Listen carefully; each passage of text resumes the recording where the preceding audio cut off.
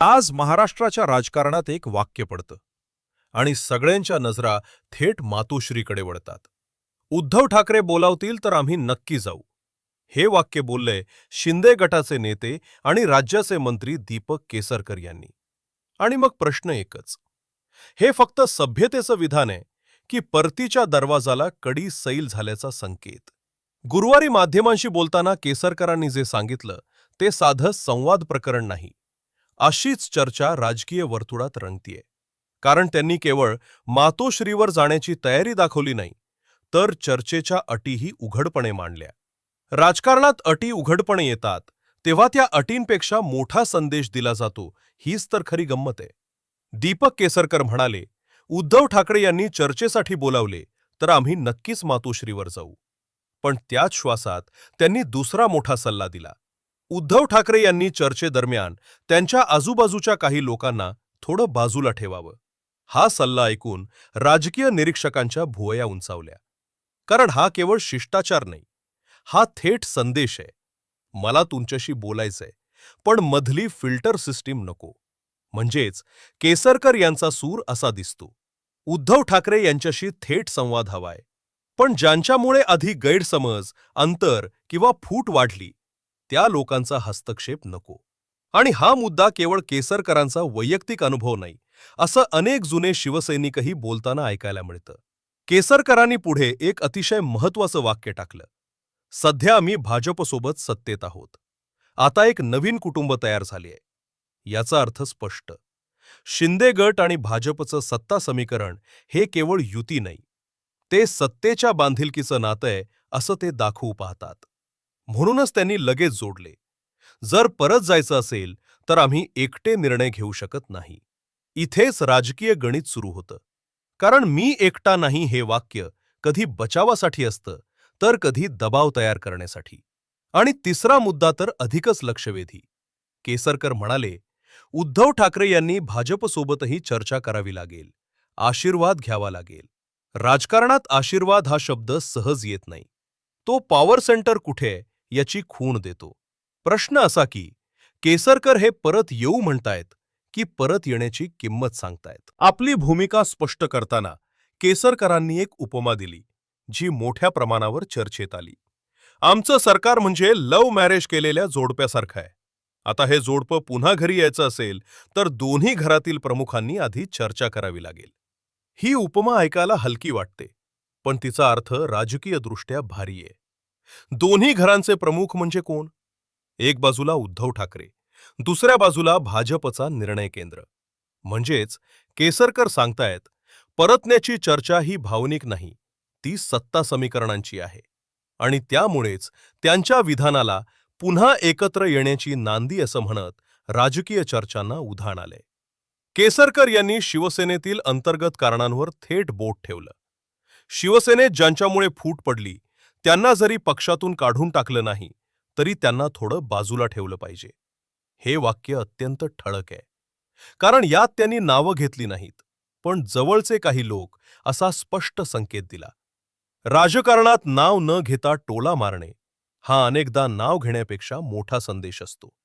आणि त्यामुळेच अनेकांना वाटतंय की केसरकरांचा रोख उद्धव ठाकरे यांच्या आसपासच्या काही नेत्यांकडे आहे. पुढे त्यांनी स्वतःचा अनुभव सांगितला. आम्ही काम घेऊन उद्धव ठाकरे यांच्याकडे गेलो की मध्येच काही लोक हस्तक्षेप करायचे. काय काम आहे आम्हाला सांगा, आम्ही उद्धव ठाकरे यांना सांगतो, असं ते म्हणायचे. असा आरोप केसरकरांनी केला. आणि इथे त्यांनी एजंटगिरी हा शब्द वापरून थेट वातावरण तापवलं. त्यांचा मुद्दा असा, मुख्यमंत्री हा प्रतिनिधी असतो. अर्ज त्याच्या हातात दिल्यावर योग्य व्यक्तीपर्यंत तो पोहोचेल याचं समाधान मिळतं. मध्ये एजंट बनून कुणी अडवणूक करणं हा अधिकार नाही. हा आरोप म्हणजे केवळ भूतकाळातील तक्रार नाही, तो आम्ही परत आलो तर मध्यस्थी नको अशी अटही आहे. या सगळ्यावर शिवसेनेचे खासदार संजय राऊत यांनी जोरदार टीका केली. त्यांनी मुद्दा साधा ठेवला. शिवसेनेतून बाहेर पडण्याचं नेमकं कारण तरी एकदा ठरवा.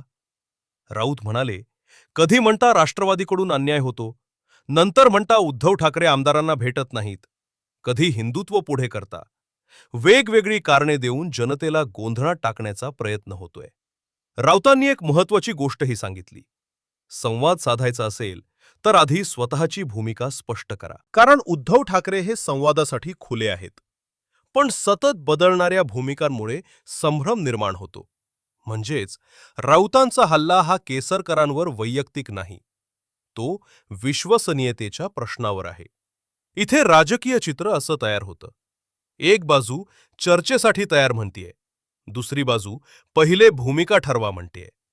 आणि या दोन वाक्यांमध्येच पुढचे सौदे, पुढची रणनीती, पुढचे फूट आडवे सगळं दडले. या पार्श्वभूमीवर शिंदे गटातील अंतर्गत वादही उघड झाला. जळगावमध्ये बंडखोर नेते गुलाबराव पाटील आणि चिमणराव पाटील यांच्यातील धुसफूस समोर आली.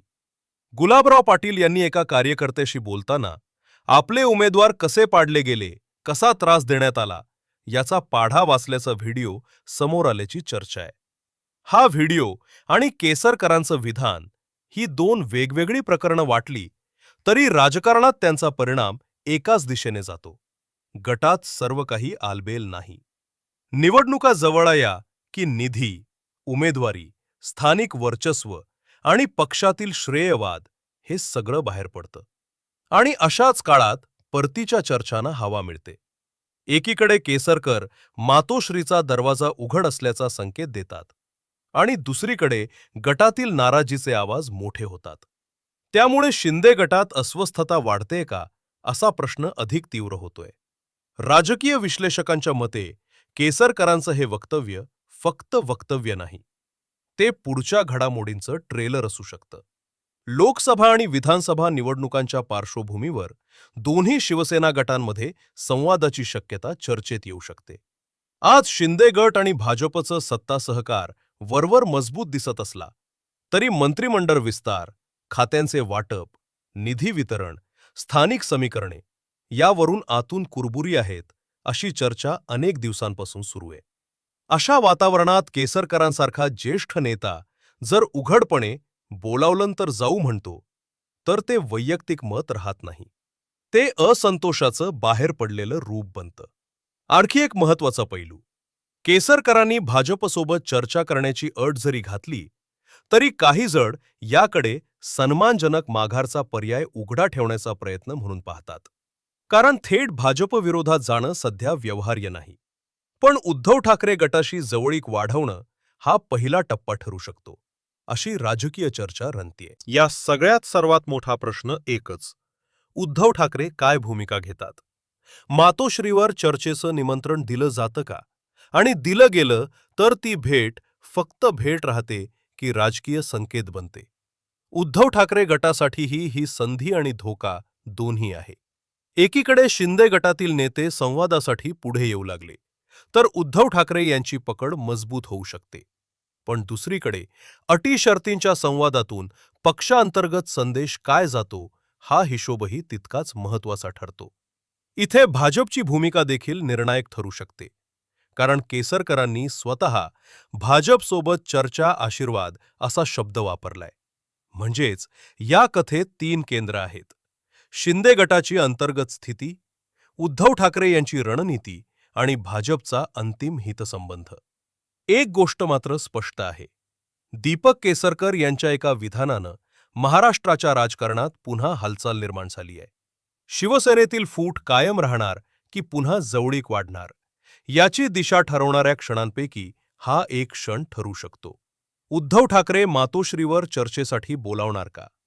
केसरकर प्रत्यक्षात त्या चर्चेला जाणार का? आणि जर भेट झाली तर तो संदेश एकत्र येण्याचा असेल की दबावतंत्राचा? कारण राजकारणात काही वाक्य इतकी साधी असतात की तीच पुढचं वादळ घेऊन येतात. आणि बोलावलं तर जाऊ हे वाक्य आज तसंच वाक्य ठरतंय. महाराष्ट्राचं लक्ष आता एका ठिकाणी स्थिर झालंय. मातोश्रीवर पुढचं पाऊल काय पडतं यावर सर्वांचंच लक्ष लागलेलं आहे.